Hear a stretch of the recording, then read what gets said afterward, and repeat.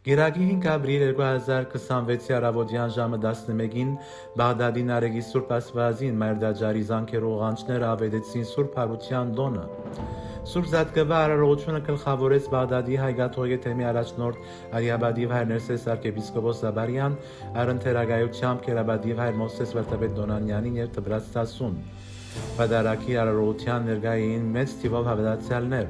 Սուրբ Եվանմա Բադարակի աղոթները եւ քարացան երկեցողությունը սրբապույր մթնոլորտ մստեղծեցին եւ հատուկ հմայք հաղորդեցին Սուրբ Հարության տոնին։ Հնչեցին շնորհալի նոր ձայք դաղը, Քրիստոս հարյավ եւ Քովիա Երուսաղեմս դեր շարականները։ Կարոզի բահուն Կերաբայձարդեր երբատքամը դվավ մեկնելով Քրիստոսի այն վկայութենեն, թե եսեգա որբեսի մարդիկ ճշմարիտ կյանք ունենան։ Քրիստոս ճշմարիտ կյանքը վերահաստատելու համար իր արյունը թափեց, ինչպես հայգեց խոշարագանը գսե, իր մահով մահվան աղթեց եւ հավիտենական կյանք բարգեւեց մարդուն։ Քրիստոս աշխարհի կյանքը վերանորոգեց եւ ինքը դարձավ ճշմարիտ կյանքի դանող ջամփան։ Քրիստոսի հարությունը հրավեր մնե